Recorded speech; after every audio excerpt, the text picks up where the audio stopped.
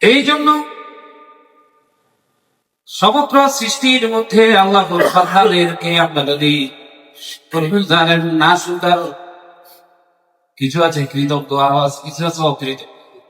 আল্লাহ এত কিছু দেওয়ার পর চোখে দেখার পর যে সকালবেলার মধ্যে নিয়ন্ত্রণ সূর্য উঠতেছে, এই যে আল্লাহ যে ক্লান্ডার দিয়েছে, আমার আপনার অনেক ভুল হয়েছে, সূর্যের কোনোদিন ভুল হয়েছে বলেন? আমাদের জীবনে আমরা বলতে পারবো যে যথাসময় কি সূর্য আকাশে উঠে না? মেঘের কারণে দেখি না, সেটা কিন্তু উঠা তো কি আছে, বছরে যে ক্যালেন্ডার আছে সেই ক্যালেন্ডার অনুসারে সূর্য যেখান থেকে উঠা দরকার সেখান থেকে উঠতেছে। এত কিছু দেখার পর এর ফলে বলে দেয়ার ইজ নো গড। স্রষ্টা বলতে কিছু নেই, সব থাকিতে অন্ধ। মহতরম হাজিরিন, এই জন্য আল্লাহর শুকর গুজার বান্দা এবং নাশকর বান্দার দিক থেকে সমস্ত মানুষদেরকে 4 ভাগে ভাগ করা যায়। কয় ভাগে বলে? কয় ভাগে? 4 ভাগে ভাগ করা যায়। যেমন 1 নম্বর, কিছু বান্দা আছে আল্লাহ পাক রব্বুল আলামিন যাদেরকে, যাদের সম্পদ আছে, যাদেরকে সম্পদ দিয়েছে, যাদেরকে সম্পদ আছে এবং সম্পদ দিয়েছেন, পাশাপাশি সেই সম্পদের সাথে দিনও আছে। তাদের কি আছে? দিন আছে। টাকা পয়সা ধন সম্পদ সেগুলি আছে, পাশাপাশি ইমান আছে। কি আছে? ইমান আছে, দিন আছে, ইসলাম আছে।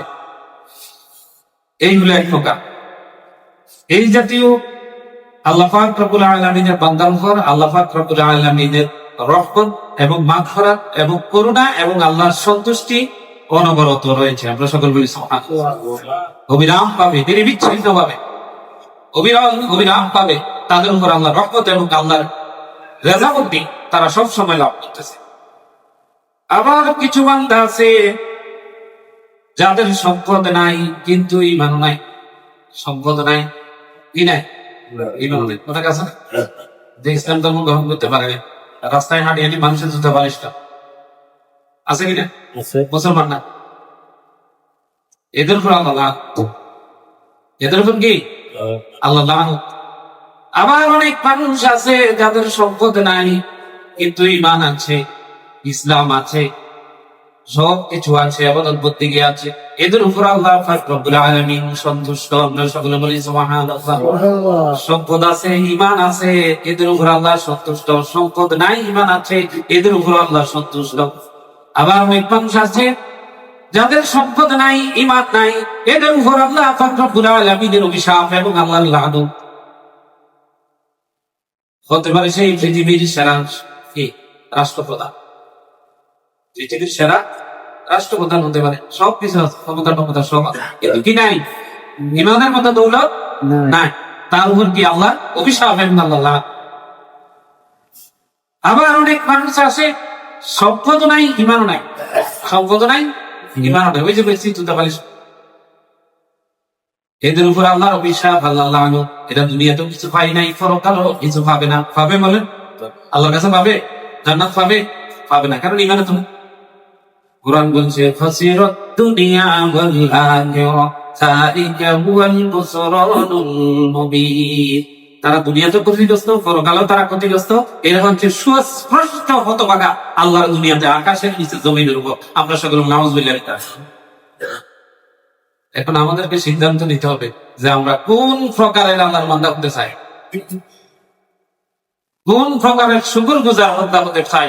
আমাদেরকে কি করতে হবে? চিন্তা করতে হবে। মুহতারাম হাজিরিন, এই জন্য আল্লাহ পাক রব্বুল আলামিন বেশি বেশি আল্লাহর শুকরিয়া আদায় করার জন্য পবিত্র কুরআন কারীমে আল্লাহ নির্দেশ দিয়েছেন।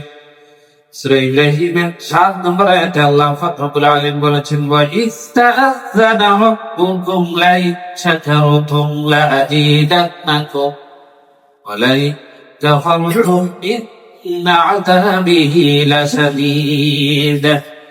আল্লাহ পাক রব্বুল আলামিন বলেন, আর স্মরণ করো যখন তোমাদের প্রতিপালক সাবধান করেছেন যে যদি তোমরা শুকরগুজার বান্দা হও, কৃতজ্ঞ হও, তবে অবশ্যই তোমাদেরকে আরো বেশি নিয়ামত দান করবো। যদি শুকরিয়া আদায় করো তাহলে তোমার নিয়ামতের ঘুরে দিকে আরো কি করে দিব? বলেন কি করবো? কাফারতুম ইন্না আযাবি লাশাদীদ। আর যদি অকৃতজ্ঞ হও,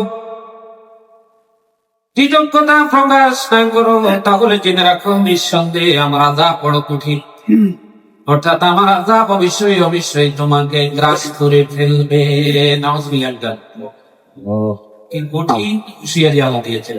শুকরিয়া আদায় না করলে নিয়ামত কি করবেন? কি করবেন? নিয়ামত দিয়ে দিবেন, তার পাশাপাশি তাকে কঠিন আযাবের হুঁশিয়ার দিয়েছেন আল্লাহ পাক। আর যদি শুকরিয়া আদায় করে তাহলে নিয়ামত আল্লাহ পাক আরো কি করে দিবেন? বাড়াই দিবেন।